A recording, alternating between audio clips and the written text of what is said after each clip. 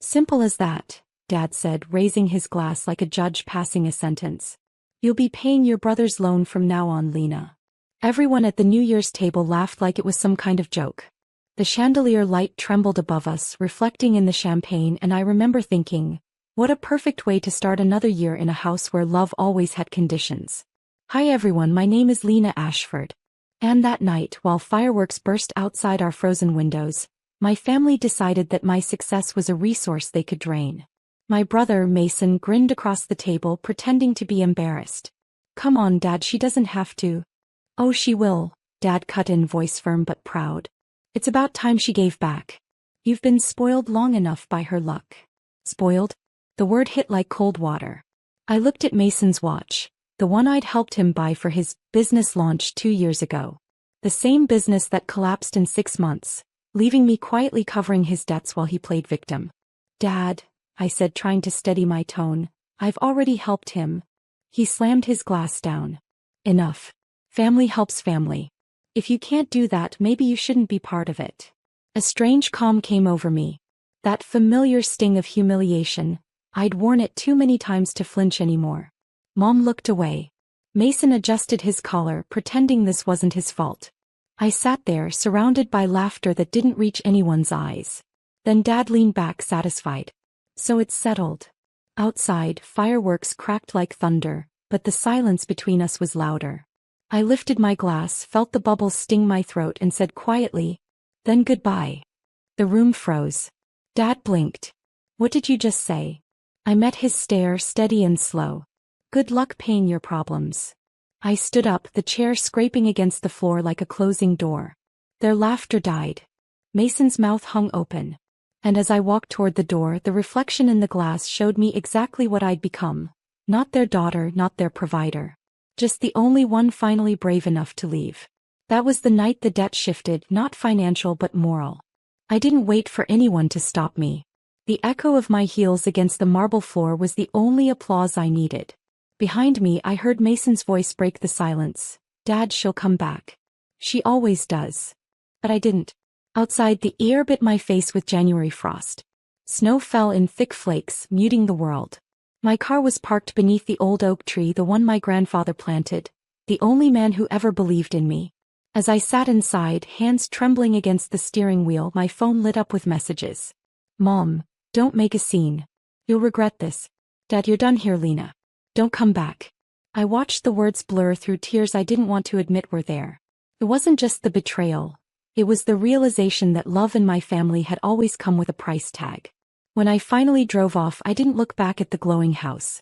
I looked ahead, at the city lights, at the empty road, at my own reflection in the window.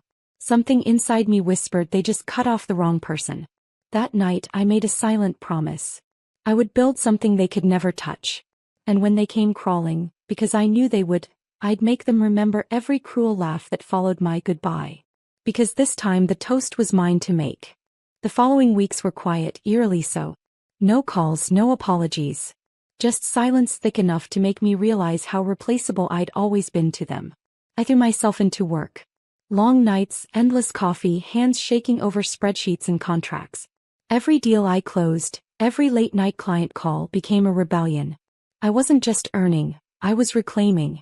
Then one morning an email popped up.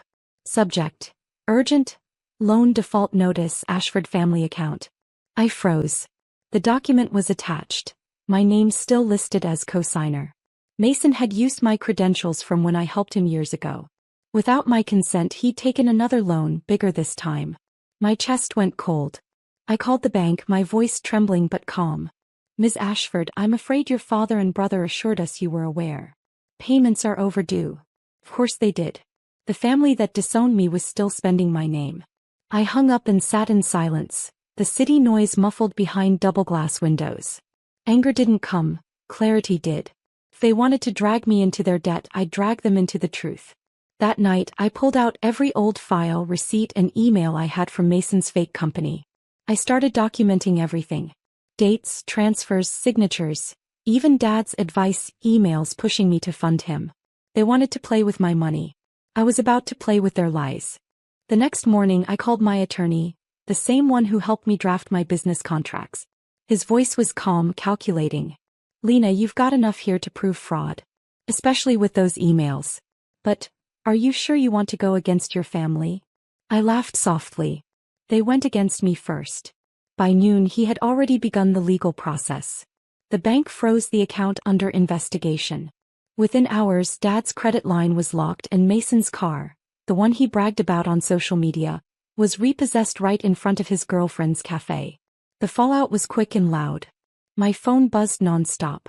Dad, what did you do? Mason, you're ruining us. I didn't reply. Not yet. Instead, I sat by my window sipping black coffee, watching the same snow melt on the street where I once walked home crying. I felt peace. Not joy, not triumph, peace. But deep inside I knew this was only the beginning. My father wasn't the type to accept defeat. He'd twist the story until I looked like the villain just as he always had. So before he could poison the narrative, I printed every document and prepared one final move. A quiet meeting request to the same board members he'd bragged to about being family men. If he wanted a war, I'd bring the truth, wrapped in his own signature. The boardroom smelled like mahogany and tension. Every man at the long table wore the same polite confusion when I walked in. My father sat at the head, stiff and red-faced. Mason was beside him, pretending to check his phone. Gentlemen, I said, placing a neat folder on the table. This won't take long. Dad forced a smile. Lena, what are you doing here? This is a private meeting. It was, I replied, sliding the folder across to the chairman. Until your company started using my financial identity. The chairman's brows knit together as he opened the file. The documents spoke louder than I ever could. Forged signatures, emails, fake invoices. Each page peeled away the image Dad had built for decades. Dad's voice cracked. You don't understand. No, I do, I cut in. I understand perfectly. You used my credit to secure a loan for Mason's failure, then tried to make me the scapegoat. The room went silent. Mason finally looked up, pale. Dad, you said she'd never find out. Every eye turned to him. My father's jaw clenched. He tried to recover, but the damage was done. The chairman cleared his throat. Mr. Ashford, I think we'll handle this internally. I stood, gathering my coat. Please do. Just make sure my name is cleared. As I left, Dad's voice trembled behind me, not in anger this time but fear. That was the sound of a throne beginning to crumble. By the next week, word spread through every corner of Dad's business circle. The respectable Ashford name had turned into a whispered cautionary tale. Clients pulled out, partners hesitated, and Mason disappeared from social media entirely. I should have felt vindicated. But truthfully, I just felt empty. Revenge isn't fire. It's frost, quiet, slow and numbing. Then late one night I got a knock on my apartment door. It was Mom. Her coat was wrinkled, her eyes hollow. He's sick, Lena, she said softly. Your father's blood pressure spiked. He keeps saying you destroyed everything. I didn't speak. She placed an envelope on the table, a hospital bill. We can't afford this now. Please, just talk to him. A bitter laugh escaped me before I could stop it. You mean the man who said I was done here? The one who forged my name. Tears welled in her eyes. He's still your father. I stared at the bill. The same man who once demanded I pay my brother's loan now couldn't pay his own. Karma had a cruel sense of balance. I'll visit, I said finally. Not for him. For me. That night as I lay awake, the image of Dad's smirk at that New Year's toast replayed in my head, and for the first time I realized something. Maybe this wasn't revenge anymore. Maybe it was closure. The hospital smelled like bleach and regret. Machines hummed softly as I walked into his room. Dad looked smaller than I remembered. A man deflated by the weight of his own pride. His eyes flickered open when he heard my footsteps. So, he rasped, voice dry, you came to see the damage you caused? I pulled up a chair, calm. No, Dad. I came to see the man who taught me what happens when you mistake control for love. He scoffed weakly. Everything I did was for this family. Was it? I asked quietly. Or was it for your ego, the one that couldn't stand your daughter being stronger than your son? He looked away. The silence between us stretched. Machines beeped steadily, counting seconds of truth. Finally, he muttered, I never thought you'd actually leave. I smiled sadly. Neither did I. I placed the hospital bill on the tray beside him. You'll be fine, Dad. The hospital's been paid. Not because you deserve it, but because I do. His head turned sharply. You paid? Yes. One last time. But this time it's not charity. It's closure. He looked at me then, not as a daughter to control but as someone beyond his reach. For once he said nothing. As I walked out, I didn't feel triumphant. I felt light. Because some debts are repaid not with money but with indifference.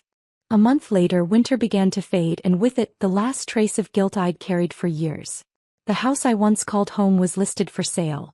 My father's debts, Mason's failures, all tangled in the same crumbling legacy. I watched from across the street as strangers toured the place, their laughter echoing faintly. The same walls that once heard my humiliation now whispered its own downfall. A notification pinged on my phone.